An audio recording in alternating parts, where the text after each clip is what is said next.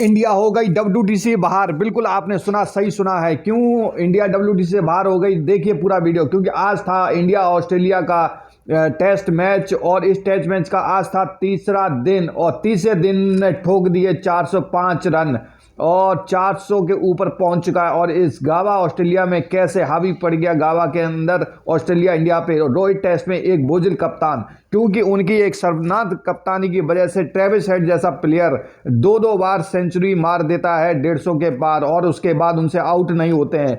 और स्मिथ जैसे खिलाड़ी सेंचुरी मार देते हैं दो दो बार। रोहित की कप्तानी में ट्रेविस हेड ने डबल दो दो बार सेंचुरी मार चुका है, लेकिन उनसे आउट नहीं होते हैं, चौके छक्के पिटवा देते हैं। और यही जसप्रीत बुमराह की कप्तानी के अंदर एक बार ट्रेविस हेड जैसे प्लेयर बिल्कुल घुटने पे आ गए थे।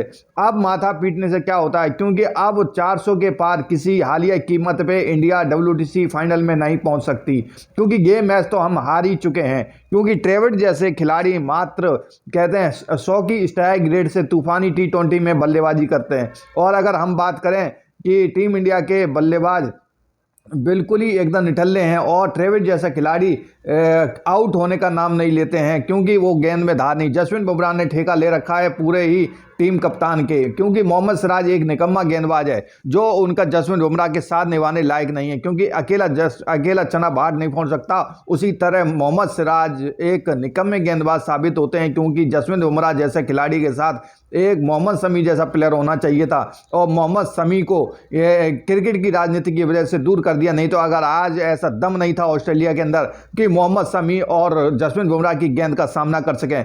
एक तीन तिकड़ी बनती है, तीन तिकड़ी से नया काम होता है। अगर हम बात करें ऑस्ट्रेलिया की तीन तिकड़ी थी, तो ऑस्ट्रेलिया के मिचेल स्टार्क और पैट कमिंस, जॉस हेजल, वो तीनों तिकड़ी बाहर करते हैं। लेकिन अगर हम बात करें, एक जसप्रीत बुमराह ही एक ऐसा खिलाड़ी है जो पूरी टीम को एक पूरा 5-6 विकेट लेके बैठा मतलब कि लेते हैं। और अगर हम मोहम्मद सिराज की बात करें, तो इनसे एक ट्रेविस हेड सेंचुरी मार देता है, तब आउट हो जाता तो ऐसा मानतम खिलाड़ी बनता है जैसे बहुत बड़ा तोप मार दिया हो। मोहम्मद सिराज को बाहर नहीं बिठाया जाता। मोहम्मद सिराज को RCB ने इसलिए ही बाहर बिठाया था क्योंकि बिल्कुल गेंदबाजी में धार नहीं है। ओवर रिएक्शन, कहते हैं कि ओवर स्टाइल के मारे कह नहीं सकते हैं। और हमारे तीसरे निकम्मे हैं विदेश में जडेजा, निकम्मे ऑलराउंडर।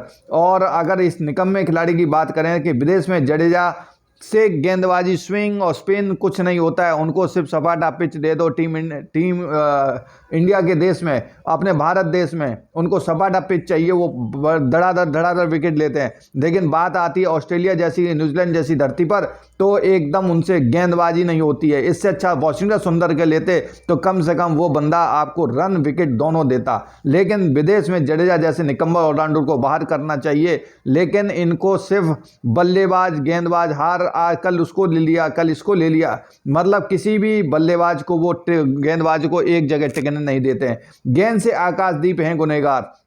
अगर बात करें आकाशदीप, इसमें महान गुनहगार हैं, क्योंकि आकाशदीप को मौका जरूर मिला था, लेकिन उस मौके को बना नहीं पाए। और गावा में ऑस्ट्रेलिया 400 के पार पहुंचे। 24 ओवर के अंदर मात्र एक भी विकेट ना लिए, और ये शर्मनाक कहते हैं कि जसप्रीत बुमराह का साथ भी नहीं निभा पाए। तो कहीं ना कहीं गेंदबाजी में धार नहीं थी। अगर वही मोहम्मद शमी फिट हो चुके थे, NCA की तरफ से सिर्फ एक औपचारिकता ही बाकी थी, लेकिन वो भी किसी राजनीति में कहते हैं कि क्रिकेट की राजनीति में फंस गए। और इसके मेन गुनहगार आगे भी मैं आपको बताऊंगा कौन है। और आकाशदीप को जो मौका मिला, कहीं आकाशदीप लेके आते हैं, हर्षित राणा लेके आ जाते हैं, इनसे टीम नहीं बनेगी। जसप्रीत बुमराह जैसे खिलाड़ी, कम से कम 3 ऐसे अगर जसप्रीत बुमराह जैसे होंगे तो किसी की दम नहीं होगी। और वही हुआ, जब तक मोहम्मद शमी जसप्रीत बुमराह की जोड़ी थी, ऑस्ट्रेलिया जैसे पानी मांगते थे ऑस्ट्रेलिया जैसे खिलाड़ी। आज ट्रेविस हेड, स्मिथ जैसे खिलाड़ी सेंचुरी मार देते हैं और आउट होने का नाम लेते हैं, क्योंकि उनको गेंदबाजी बिल्कुल पता चल गई है।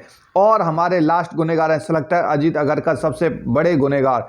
क्यों बड़े गुनहगार हैं? क्योंकि इन्होंने जो सिलेक्शन होते हैं सब इशारे रोहित शर्मा के इशारों पे होते हैं, क्योंकि उनके खास हैं।